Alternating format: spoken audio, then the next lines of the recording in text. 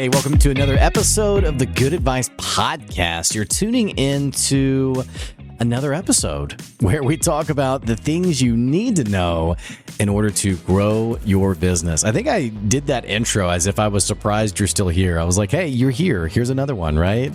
But I am nothing if not stubborn when it comes to running my own business, and probably you yourself. You have a little bit of stubbornness in you as well, that unwillingness to quit, that willingness to persevere and keep going when things are pretty tough or when things are great. You know, no matter the case may be for you, I hope things are going really well. If they're not, I'm going to be sharing some good advice for you today that's going to get you going in the direction you need to go. We're going to be talking a little bit about sales today and talking about sales as a skill set, why sales matters so much in business.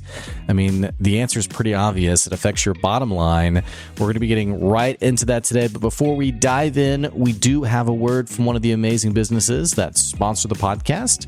So check out this quick ad and we'll be right back soon. Running a business full-time includes so many things that you have to worry about that you frankly don't always have the time you need to think about your home.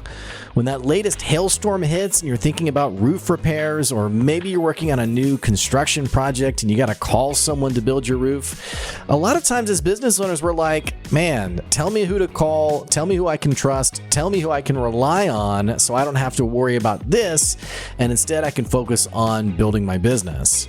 Well, that's why today I want to tell you about Boston Mountain Roofing. I've known their owner, Colby Thornburg, for several years now, and I have to tell you, these guys aren't like any other roofers. They do their job with absolute integrity, and they're absolutely interested in giving you a quality roof that, most importantly, is going to last.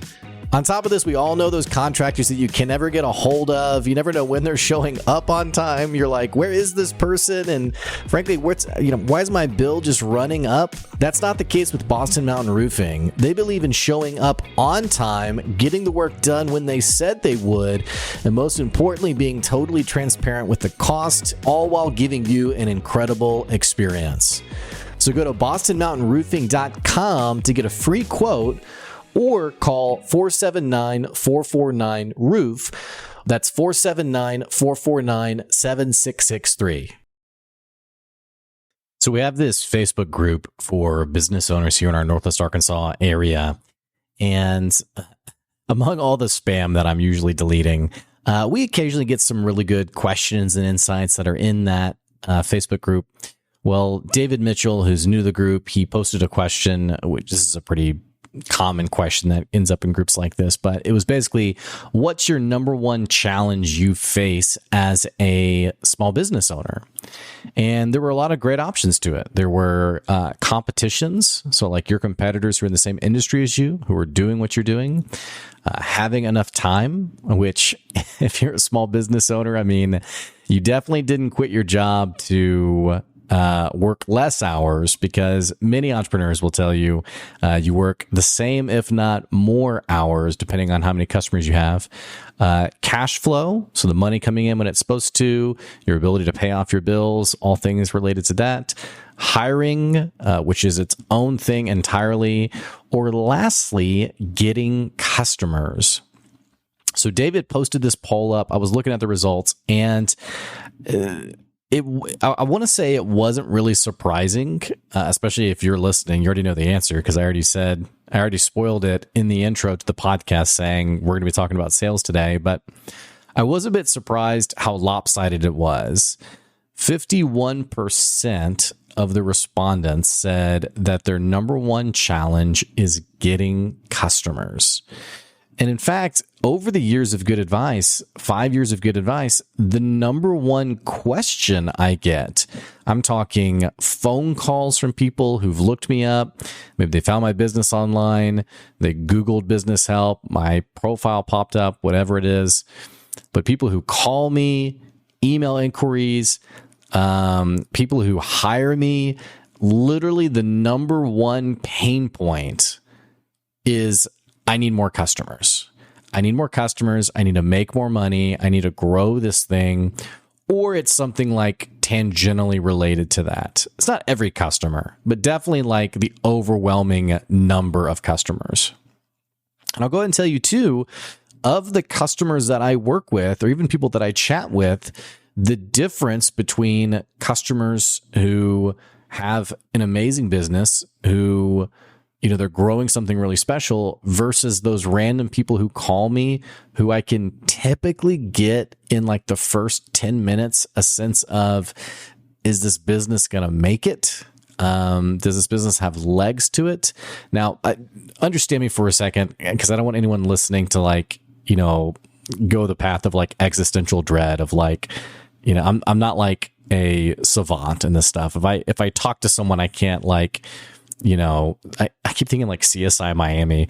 I can't like put it all together and like figure it out and be like, okay, you are going to make it or you're not. I'm talking like people who like, I get on a phone call and they haven't made a sale in like 6 months. It's like, hey, you know what? I don't know if this thing's going to make it. I mean, that's my nice way of saying, hey, it's not going to make it. Okay. Or you need to like drastically change how you do your business, right? But these kinds of situations are actually pretty common, especially when you're starting out. When you're first starting out, you don't know what your pacing for getting customers will be. And if you're naive, if you've never been in business, you may be even mistaken to think that if you're not getting a customer every week or every day, that you're doing something drastically wrong, when really there is a momentum side to business. There's a side to understanding the wind up of creating a system that you're able to sell something. But all that to say, if you've been in business for probably over a year and you're not making sales consistently, you probably need some help. There's probably something not working in your business. Doesn't mean you have a failed business, but there's probably something that needs to be changed, whether that's your offer, whether it's the way you sell, whatever the case may be. There's probably something that's broken there. But let's get to the point here.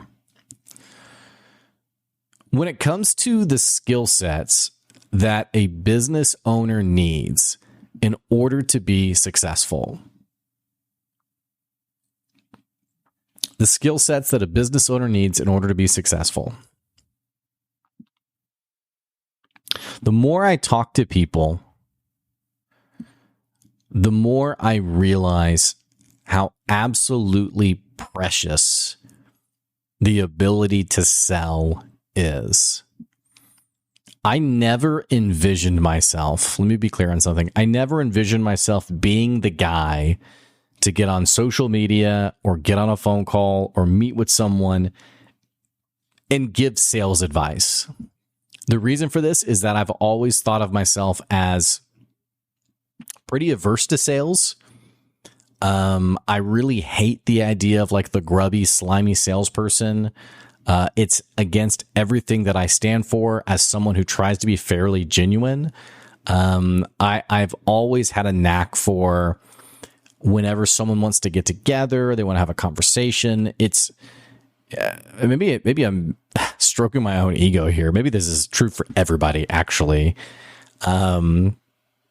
When someone wants to get together, it's pretty easy to see through that and be like, okay, you want to sell me something.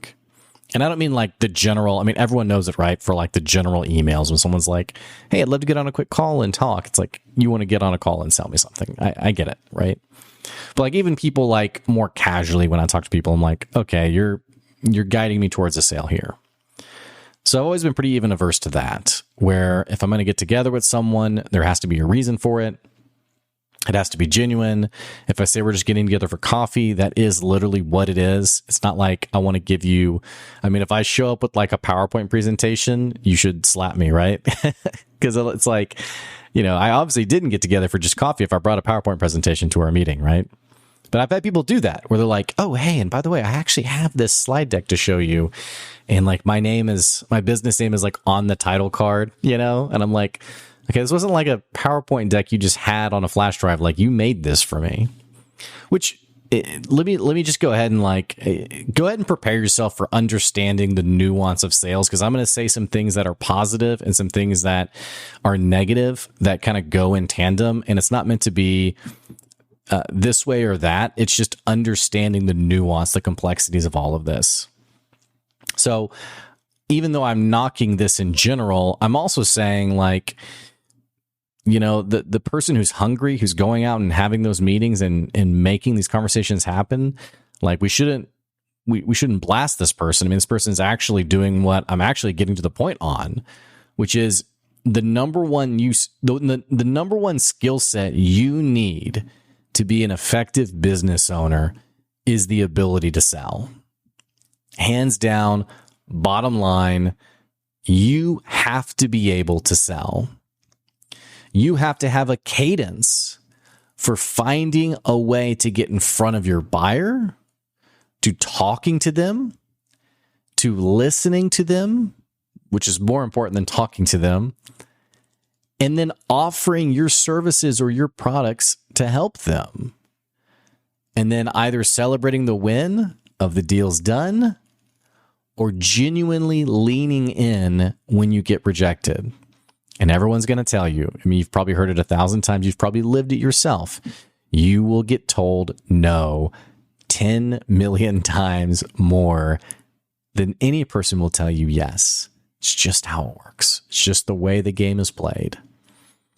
But what a lot of people do is the fear of no, the fear of the feedback. I have such emotion in my business. I've put blood, sweat, and tears into this, so I can't risk. I'm too fragile. Which I've had those moments where it's like I've been working so hard for the business. Like I don't know if I can take another no. I've had those seasons. I mean, 5 years in business, I've probably had a lot of those seasons, right?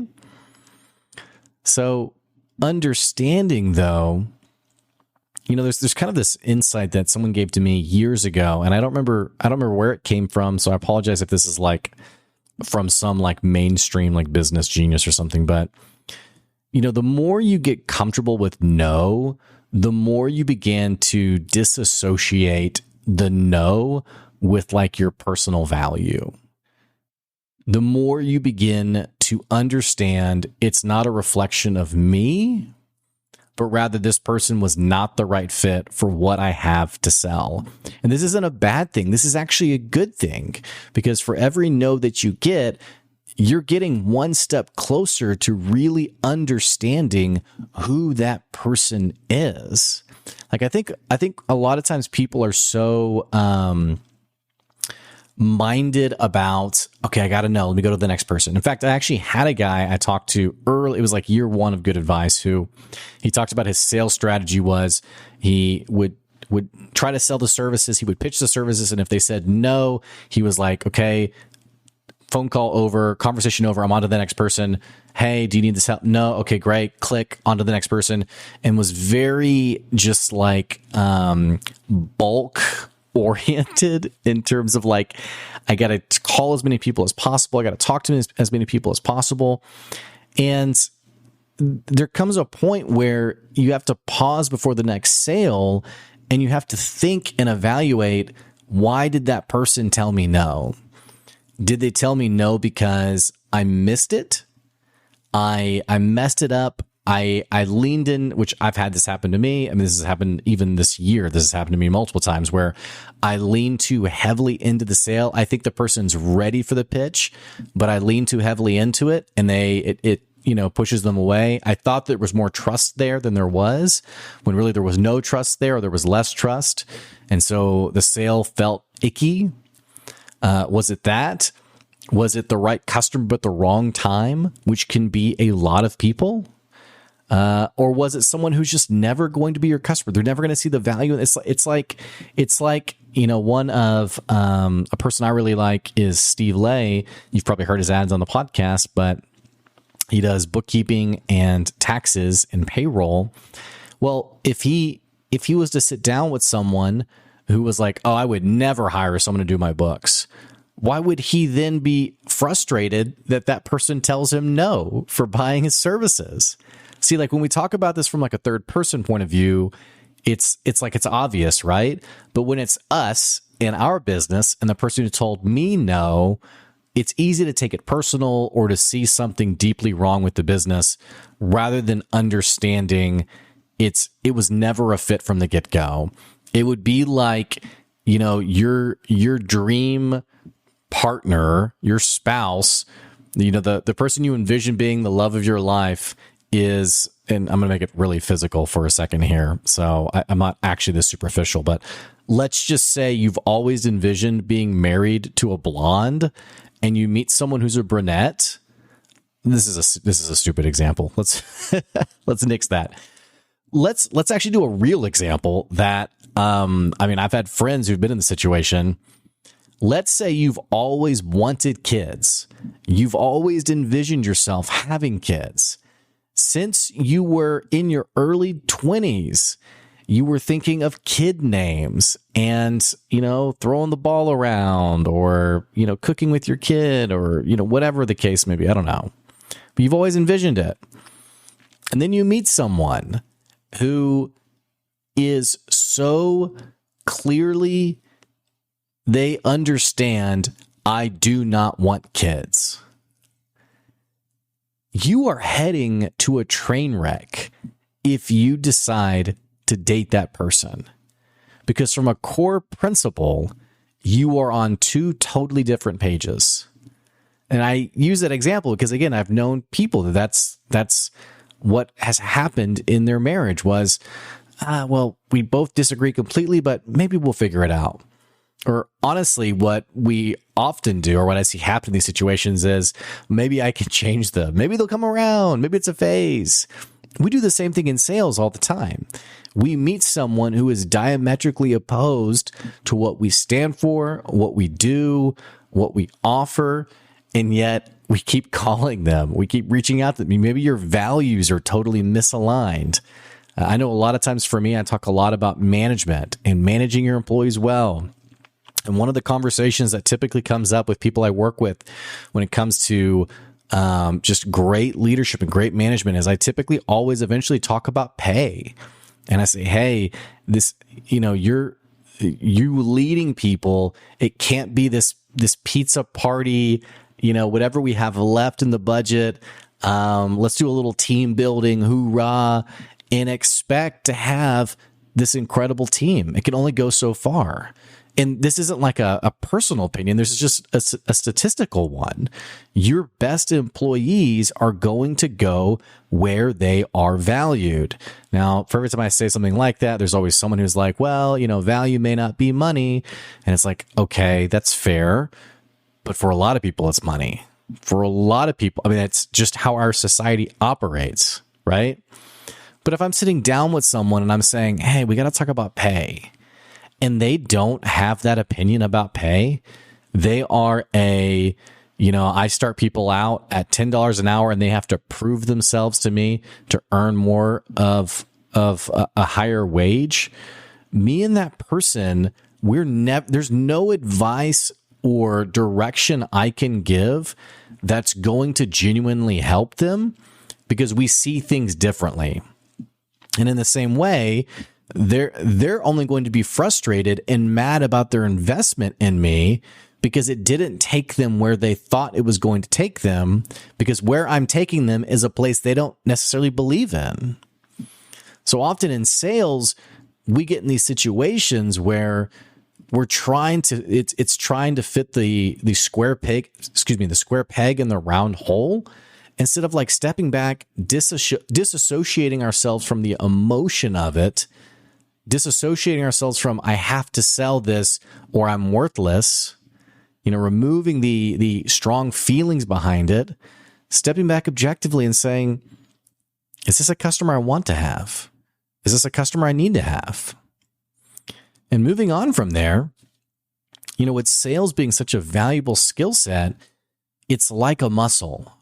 You should be aiming to flex that muscle as often as possible. Here's what I'm not saying. I'm not saying you need to be obnoxious and that every person is a customer. You need to rewind. You need to rewind and hear the piece that I just literally said. But what I am saying is sales should be an intentional piece of the strategy of your business. You ought to be every day thinking, who will I be selling to and what will I be selling and how will I be talking about it? The reason for that is it is rare that someone will build a business that people will be naturally drawn to. It's antithetical to how your customers operate. Meaning, let's say you sell a service for someone. Let's talk about a friend of mine has a great business, Jacob Allred, who does On Duty pet waste, cleans up the dog poop off your lawn. So the dog poop on your lawn, which by the way, you should call Jacob, great business owner. The dog poop on your lawn is not a number one priority for you. It's probably not even a top 5 priority. Now, if you walk out of your patio and you step on it, it probably moves up to a top 5, right?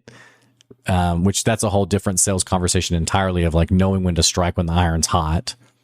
I can't get into that today, but the basic premise of it is, when the sale is presented to you, to close the sale and not be insecure or, hey, will you think about it? Let me know. It's like, close the sale, make it happen. And you make it happen because you're only in that top 5 for a precious little time before you fall out of the top 5. And then you're like ranked number 16. Even for me, with good advice, when I'm working with a business and we're doing a lot of different things together, it could be actual consultative work. We're talking about your business, or it could be like one of our services. We're doing SEO. We're doing content creation for you. We're doing a podcast, or like you've bought advertising. I mean, it could be anything when it comes to good advice. But no matter what the service is, even when it's related to your business, I'm still not your number one. A lot of times when someone hires me, the conversation goes, I've been meaning to reach out to you for a while. I've been thinking about this for a while. That is how most people buy. That's also, by the way, why you want to, be popping up as much as you can for whatever your buyers are, so they can see you, they can build trust with you, they can get to know you, right? But understand that your customer isn't thinking of you as number one, even though from your perspective, their pain is incredibly significant. Like going back to Steve Lay with bookkeeping, if you don't have your books in order, you are in for a very painful situation. If not this year, then at some point, you're in for a very painful day when you realize, shoot, I really should have had some stronger books. So when we sell things, we often know how severe the pain is, even though our customer doesn't. So knowing how big of a deal it is not a compelling sales point. And I say that because I talk to people who they're like, I just know they need this. It doesn't matter that you know that. It doesn't matter that you know they need it. It doesn't matter. What matters is understanding that you may be number 18 on their list of most urgent priorities. So because of that, you cannot have a mentality of, if I build it, they will come. They won't. You're number 18 on the list. They're going to go to 17 other things before they come to you. So it's not, if I build it, they will come. It's, I will build it, and then I will find the people who find value in what I offer, and I will tell them about what I'm doing. I will listen to what's going on with them, and I will see, is there a common interest here for us to work together? It seems very simple, and yet many business owners aren't doing that. They're not going out, talking to people, engaging with people. And I think sometimes, the more veteran listeners are doing this really well, and they may not even think of it as selling. I've even heard veteran business owners say this, where I don't really do selling, or I don't think of it as selling. And I think it's because as you get so good at this, if you're foreign to this concept, you're probably thinking what I'm saying is get up at, the crack of dawn, get in your car and drive around and like cold call businesses, get out the phone book. I need to think about like, what's the 2024 version of get out the phone book? Is it sleuth on social media? Is it finding profiles of people you want to contact? I don't know what it is. But if you're foreign to this concept, you might think I'm saying to like get up and just go chat with as many people as possible. And I'm not. People who do this really well, they wake up, they think, who do I want to connect with today? Who do I want to connect with? Who do I want to talk to? Who do I want to learn a little bit more about their business with? And that then leads the conversations from there. And honestly, when I approach sales, I don't, now understand something for a second. I am somebody who does a podcast who I literally shoot from the hip. When I record a podcast episode, I don't have a script. I don't have, now when I was first starting out, I would have some notes up just to look at. Nowadays, I mean, you just got me here. I'm just rambling, right? Sometimes it's like the Michael Scott quote. Sometimes I start a sentence and I'm like, oh yeah, this is going somewhere. And then other times I'm like, no idea where I'm ending with this, but I'm going somewhere with it. So understand my bias there. So when I say I don't use a script, that's also partly how I operate, right? So if you've used notes or things like that, I don't think you should feel bad, right? But point being, when I sit down with someone, I'm not going through a pitch deck in my head. I'm not going through a script. I haven't rehearsed or recited something. What I'm doing is I'm literally sitting down. Hey, what's going on with your business? Hey, talk to me about it. Oh, cool. And it's not like, hey, tell me about your business so that I can tell you about what I'm selling. It's like, I genuinely want to know. That's also me just as a human being, is when I sit down with people, I have a rule of thumb. My wife has the same rule of thumb, is how do I ask more questions than things I say? It's the old adage, be interested rather than interesting. That's just how I operate. Well, that pairs really well with sales, because when you take a genuine interest in people and you start to learn more about them, you start to see, is there common ground here? And my approach from then on is, when someone's like, man, I really could use someone who could help me with this, I say, hey, I could probably help you. I'm sitting down with a guy who was like, man, I really want to start this podcast. I don't know what I'm doing. How wild would it be for me to be like, yeah, good luck with that, man. I don't know. I'm not it's funny how we do this though, right? But so he said, man, I could really use some help. Hey, I could help you. If you want, I could help you. This is what it looked like. This is what it would cost. And he was like, okay, let's do it. I'm ready. Let's do it. Deal done. Did it feel like selling? No. Was I going out calling people endlessly? Let me tell you about my service. No. So again, if you cold call, I don't have a problem with you. Don't be insecure, It's just not me. It's not how I do it. But I think a lot of business owners aren't even positioning themselves to have those conversations.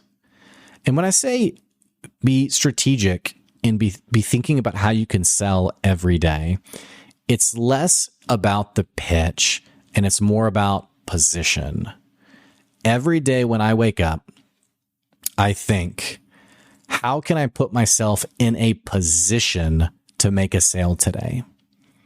So that is often, who am I going to reach out to today? For social media and content, how am I going to show up in front of people today? I am looking for ways to position myself to be able to have a sales conversation. And if you do that, the opportunities will show up. When we talk about this, we're not talking about buying an email list or buying a list of businesses and you go down the list and you call people. I wake up today, I'm going to call people. You have to understand that if that is your approach, it is a pure numbers game. It's the guy I was mentioning earlier who, do you need my help? Nope. Click. Do you need my help? And you have to understand that unless you're wired for that, and by wired for it, I mean you are comfortable with getting told yes 1 to 3% of the time. If that's working for you, I'd say go for it. But for other people, if what you have in you is 10 phone calls a day, it will take you 10 days for one sale, statistically speaking. And typically, those kinds of customers are not as valuable Valuable meaning willing to pay the value of your services and are just genuinely good customers. Usually those customers aren't high value in the sense of the customer who knows you and already trusts you. They see the value in what you're doing. And frankly, if you actually do know them, they're typically going to stay out of your hair, unlike some random person. Might be a little bit more difficult to work with. So that's my encouragement to you. Wherever you are in your business, get consumed with the idea of how can I sell every day? How can I position myself to be a salesperson every single day and flex that muscle? It is a muscle like anything else. So if you don't use it, it'll atrophy. But the more you use it, the better you'll get at it today. Just to say what I mentioned earlier, for the expert people out there who say, I don't even think of it as selling anymore. Like that is what you will become, because you'll become so good at just having conversations. It doesn't mean you won't mess it up. It doesn't mean you won't have misses. It doesn't mean that you won't have a conversation where you thought you were doing it really well and then you totally, you I'm trying to think of a word to say. You flumped it. Am I making that word up? You miss it though. You're still going to make the mistakes. It's not a big deal. It's just the process, right? But you got to show up every day because no one's coming to save you. I think that's the gut check. No one's coming to save you. It's not if you build it, they will come. You have to eat what you kill. So get out there and start meeting people. Hey, that's today's episode today. If you enjoyed the show, don't forget you can follow us on any platform of your choice. Don't forget to leave us a review if you like the podcast. If you don't like the podcast, maybe don't leave a review, We also have a Google business profile. You can check out Good Advice here in Northwest Arkansas. If you love the podcast, feel free to drop me a review saying you enjoy the podcast.